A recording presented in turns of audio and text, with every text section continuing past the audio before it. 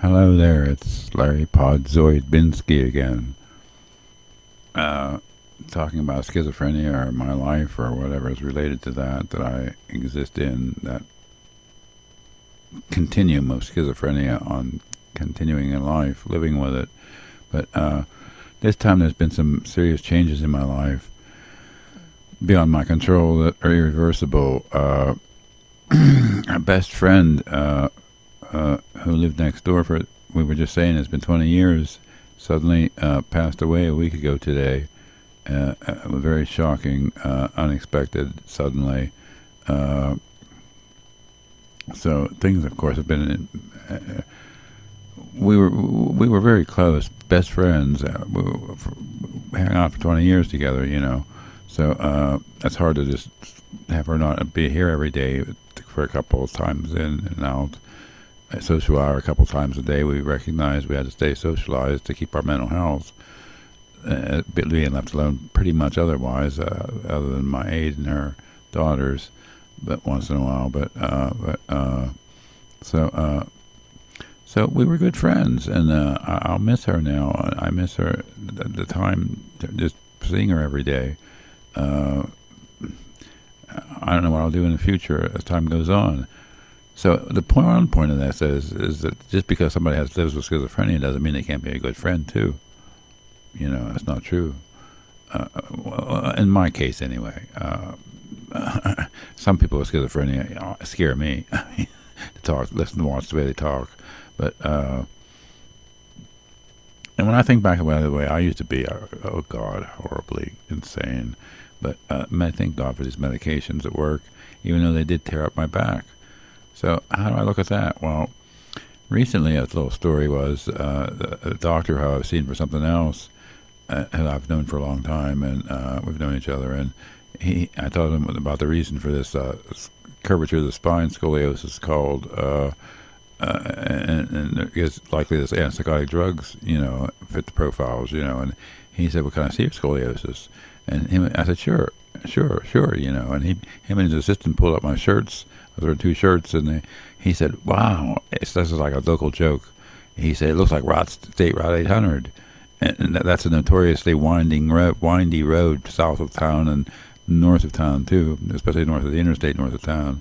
It's an extremely windy road, notoriously windy in this area. So he said my back looks like that.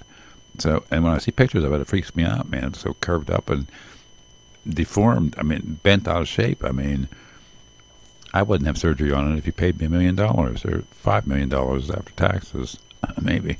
I still wouldn't have surgery. No. Not in that case. I don't want no back surgery. Everybody I ever heard had it complained that they should have never had it in the first surgery. So there ain't going there. But I was making progress around here this week, looking for things to do, being alone now more often, and I made progress cleaning up piles of paper that were accumulating again that I detest around here because they were so many. And my good new aide this year has helped me straighten most of that out. But I was working on piles myself one day, and I didn't get that stuff over there done yet. But I found this page in there of some sheet music that, in order for me to learn to play it, I have to photocopy it because I have to write on it the letter for the note. I can't look at the notes and figure out what the hell it means, but if I see the letters next to it and learn it, I'm capable of learning things. I learned some things in the 1980s that I don't know how I learned, but I can still play easily. But this is something new from an instrumental synthesizer piece, I guess, in a certain song building up. Where that's at in the song, I'm not sure. It's just an instrumental piece, synthesizer. But anyways, I was having fun learning that. I've realized if I repeat that every night and go through that, but I'm not a regimented person to keep to a daily schedule. But I'll have to more than likely now because I agreed the other day after, Monday when my home aide came, her phone wasn't working, so she didn't get the text messages about my friend. She just thanked my aide for calling the E Squad for her the Monday before when she was here, and she called, and the aide handled the call, to the E squad, and then she called me back Saturday and said she needed it again, and then she passed away that evening. I was chatting with her daughter. Her daughter said she died. She had a heart attack. It blew everybody's mind. Blew my heart out. Broke my heart. I'll tell you. So anyway, where was I going? Where in the hell was I going? Where's my nicotine? What the hell I do with it this time? Here it is. Wait, allow me a moment here to perk my brain.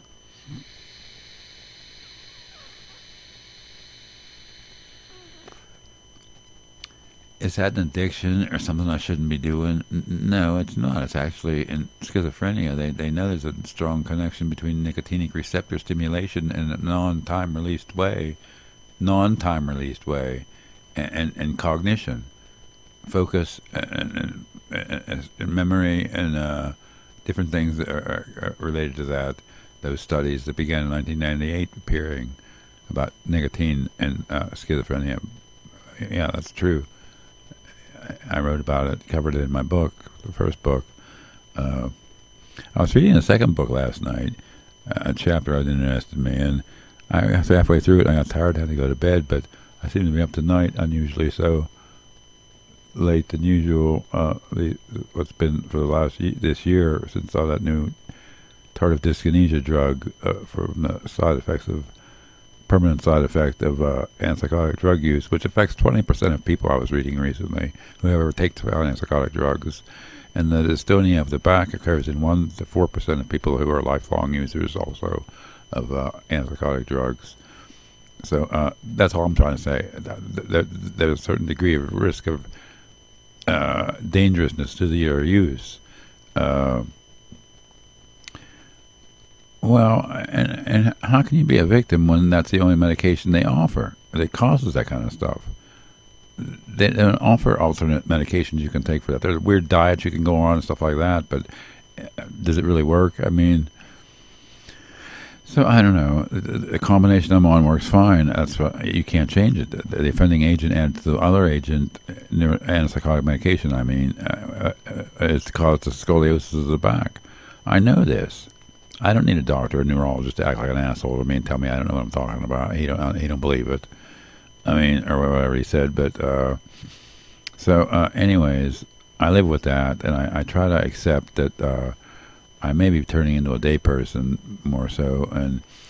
So I was starting to say, yeah. So anyways, my aide, after she found out that my neighbor friend passed away, she said, well, actually, she wasn't receiving text messages, so she didn't get any until she found out she was here Monday morning.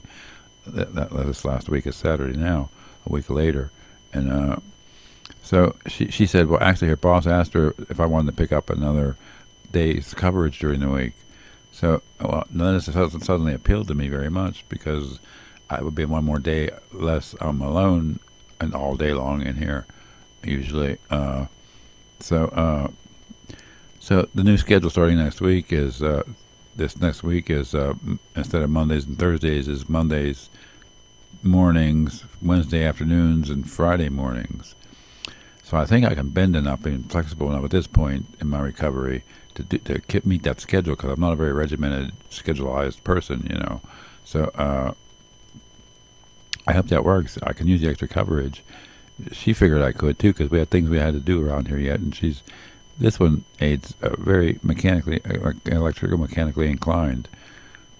Like I had to have reasons for it, why I needed the extra day written, which there are other reasons why I needed it written besides my friend passing and socialization it wasn't right for. So, but I had other reasons, and one of them was more physical therapy. The physical therapist just had left before she called, and told me that it was the third walk take a third walk for the week then for your physical therapy. So that was the second reason that she needed some things about those programs, you know. And she, the case manager for the Agency on Aging, who manages this program for me, oversees my case,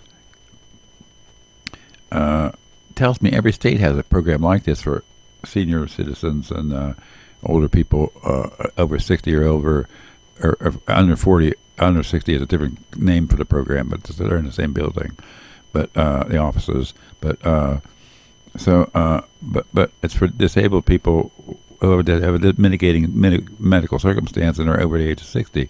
So she tells me every state has a program like this, but I have a friend in another state who says he's never heard of anything like that there. So I don't know. I feel fortunate to be in Ohio and all these last 44 years. So I've gotten better mental health care than I was here getting in Tampa, Florida at the time. And when I hit the state hospital system here, they said Ohio is 40 years ahead of where Florida's 40 years behind where Ohio is in mental health treatment at the time in 1980. They said that, 1981. But